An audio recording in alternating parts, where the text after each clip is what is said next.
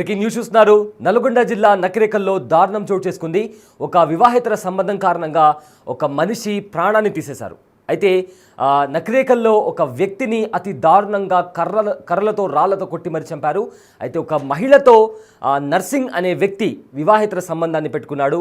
So దీంతో ఆ మహిళ తన ఇంటికి పిలిపించిన తర్వాత అక్కడ మహిళ బంధువులు ఆ వ్యక్తిని నర్సింగ్ అనే వ్యక్తిని రాళ్లతో కర్రలతో కొట్టి ఫస్ట్ కారం కొట్టారు కళ్ళల్లో. ఆ తర్వాత అతన్ని చెట్టుకు కట్టేసిన తర్వాత కర్రలతో రాళ్లతో కొట్టి అక్కడ తను చిత్రహింసలకు గురి చేశారు.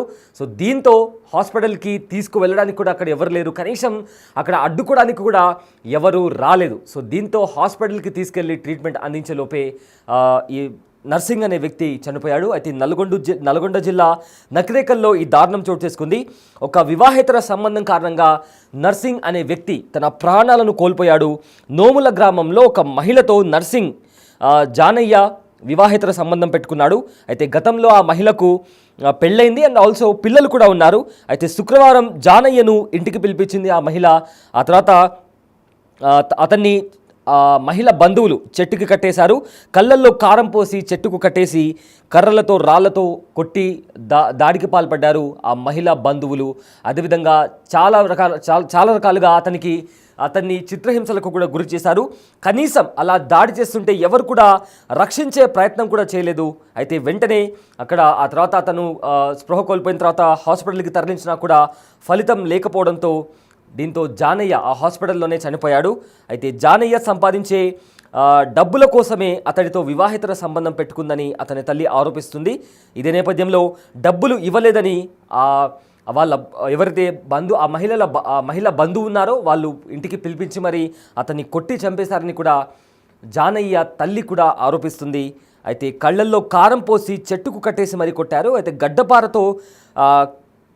గడ్డపార తీసుకొని కాళ్లపై కూడా చెక్కేశారు. అదేవిధంగా నాగరాజు, దానమ్మ, దివ్య, బుచ్చయ్య వీళ్ళందరూ కలిసి తన కొడుకును చంపేశారంటూ కూడా కన్న తల్లి కూడా రోధిస్తోంది. సో ప్రజెంట్ ఆ విజువల్స్ కూడా మనము బిగ్ టీవీ స్క్రీన్ పైన కూడా చూస్తున్నాము. సో నల్గొండ జిల్లా నకిరేకల్లో ఈ దారుణం చోటు చేసుకుంది. ఒక వ్యక్తిని వివాహేతర సంబంధం పెట్టుకున్నారనే కారణంతో ఇంటికి పిలిపించి వివాహేతర సంబంధం పెట్టుకొని ఆ మహిళకు డబ్బులు ఇవ్వలేదని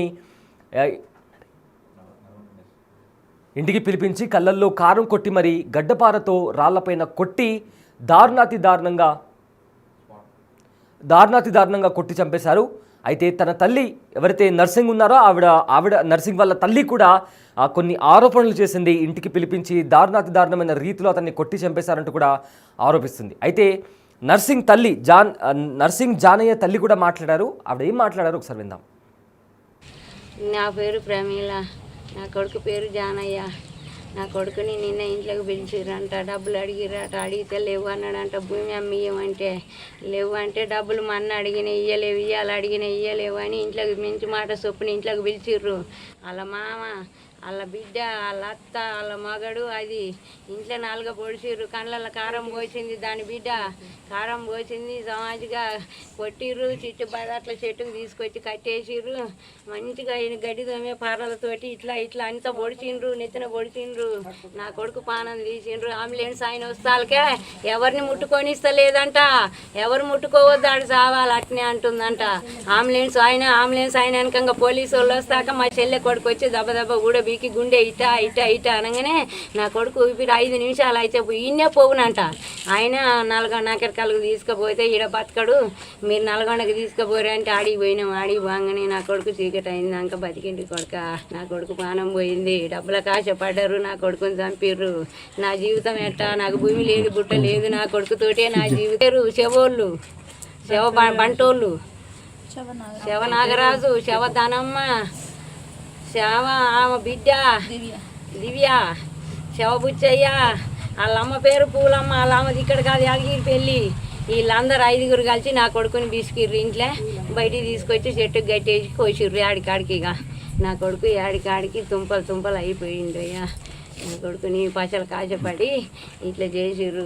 10 లక్షల రూపాయలు నా కొడుకు ఇచ్చిండు, నేను 2 లక్షలు దండగా కట్టించిన. అడిగినప్పుడల్లా ఇస్తేనేమో దగ్గరికి రానిస్తుంది. మీ అమ్మని ఎలగొట్టి ఇంట్లో నుంచి, మీ అమ్మ మా ఆయన ఉన్నప్పుడు లేనప్పుడు నేను మీ ఇంట్లోకి వస్తానికి మీ అమ్మ ఇంటి ఆయిది కావట్లేదు అంటే అని ఒకనాడు అద్దమ్మ రేతులు 12ంటికి వచ్చి నన్ను కత్తిపీడ తీసుకొని నన్ను నా కొడుకుని ఇక ఈడ కోసింది. ఈడ కోస్తే 8 నెలలు ఇప్పుడు నేను భయానికి ఈడ ఉండక నా అమ్మగారి ఇంటికి పోయి నేను నా కొడుకుని అవతారం ఎత్తిచ్చి ఇగో ఈ పని చేసిర్రు. ఇప్పుడు రావు అని మిసేజులు పెట్టా ఫోన్లు చేయ, మిసేజులు పెట్టా ఫోన్లు చేయ. కడుపు నిండా తినియదు, కంటి నిండా పండనియదు. మీ అక్కింటికి పోకు బాబాయ్, మీ అక్కింటికి పోకు, మీ అక్క మందులు పెడుతుంది బువ్వలా, మీ అమ్మ కూర తెస్తుంది, మీ అమ్మ ఏం పెడుతుందో చూసుకొని తింటున్నావా నువ్వు?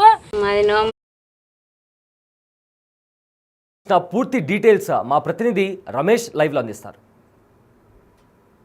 నల్గొండ జిల్లా నకరికల్ మండలం నోములలో దారుణం చోటు చేసుకుంది. నర్సింగ్ జానయ్య అనే వ్యక్తిని చెట్టుకు కట్టేసి అత్యంత దారుణంగా కొట్టడం జరిగింది. ఆ దెబ్బలు తాలేక ఆసుపత్రిలో తరలించి ఆసుపత్రిలో చికిత్స పొందుతూ కూడా మృతి చెందడం జరిగింది. బంధువులంతా కూడా కన్నీరు మున్నీరు అవుతున్నటువంటి పరిస్థితి కనిపిస్తుంది. నోముల్లో కూడా పోలీసులు పెద్ద ఎత్తున మోహరించినటువంటి పరిస్థితి అయితే కనిపించిందని చెప్పవచ్చు. నిన్న సాయంత్రం సమయంలో జానయ్యని పట్టుకొని చెట్టుకు కట్టేసి అత్యంత మనం విజువల్స్లో కూడా చూస్తున్నాం, చాలా రక్తాలు వచ్చేలా కూడా దారుణంగా కొట్టడం జరిగింది. ఆ తర్వాత విషయం తెలుసుకున్నటువంటి బంధువులు అక్కడికి వెళ్ళి కూడా ఆ కట్లను ఇప్పేసి ఆసుపత్రికి తరలించడం జరిగింది. ఆసుపత్రికి తరలిస్తుండగా కూడా చికిత్స పొందుతూ మృతి చెందడం జరిగింది. పోలీసులు కూడా కేసు నమోదు చేసుకోవడం జరిగింది. మొత్తం ఈ విషయం గతంలో వంటి వేదలే కారణమన్న కోణంలో కూడా పోలీసులు విచారణ జరుపుతున్నారు. మనతో మాట్లాడడానికి బంధువులు ఉన్నారు. నిన్న ఏ సమయంలో జరిగింది? ఇది 2:30 నుంచి 3 గంటల ప్రాంతంలో జరిగింది. ఎక్కడ?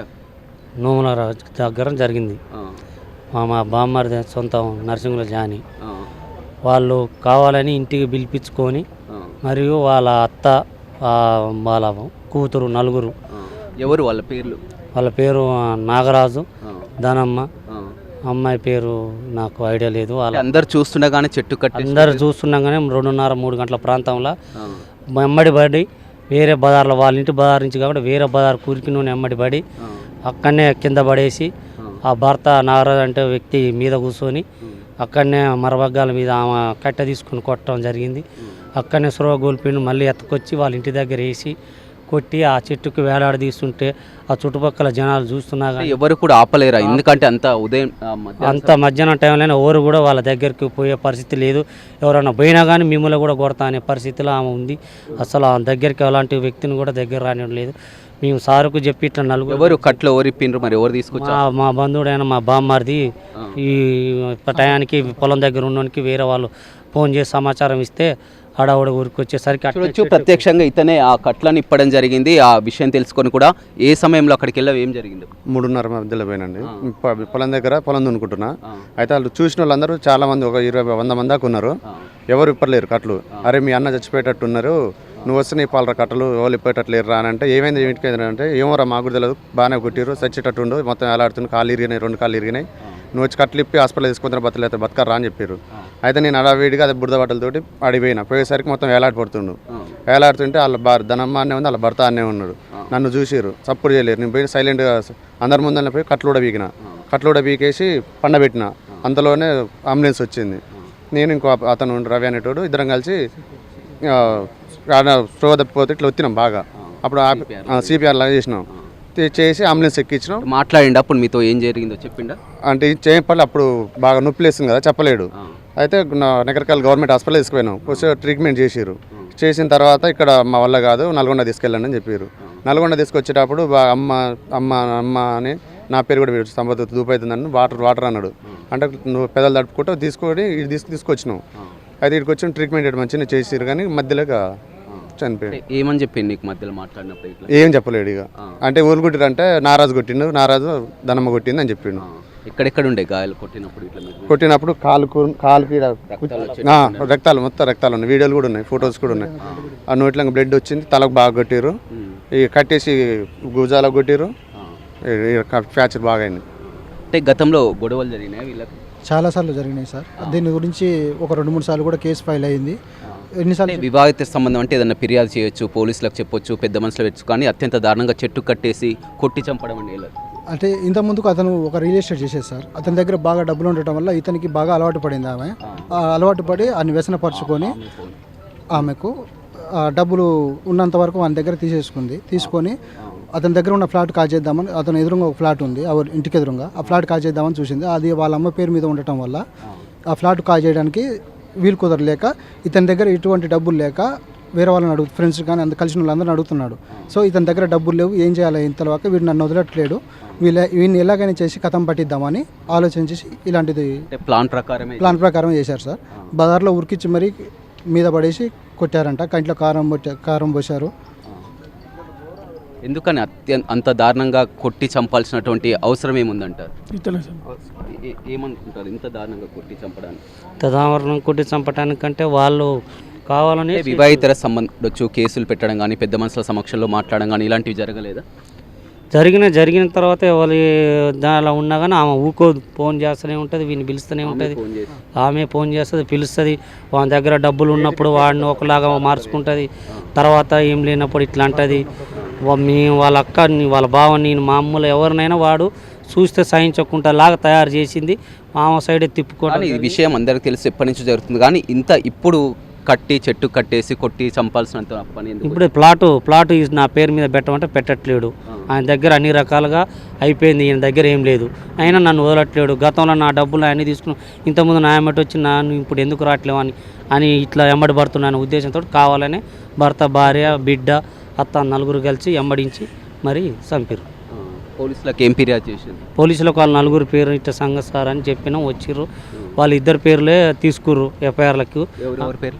నాగరాజు, ధనలక్ష్మి అనే పేర్లే తీసుకురు. ఆ అమ్మాయి వాళ్ళ కూతురు, వాళ్ళ అత్త ఉంది.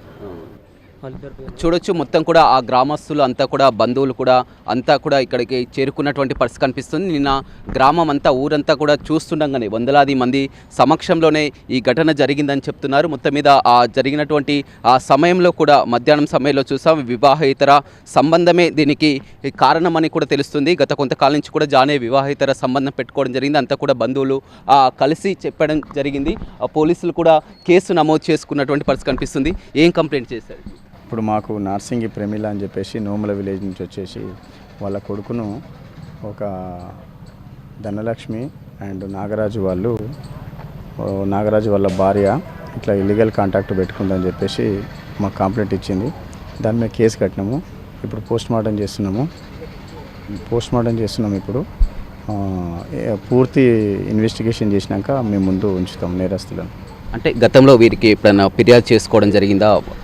ఉన్నది, వీళ్ళకు కొంచెం ఇల్లీగల్ రిలేషన్ ఉంది, ఈమె ఎంట పడుతుందని చెప్తే అక్టోబర్ నెలలో ఇతన్ని అరెస్ట్ చేసి జైలు కూడా పంపించడం జరిగింది.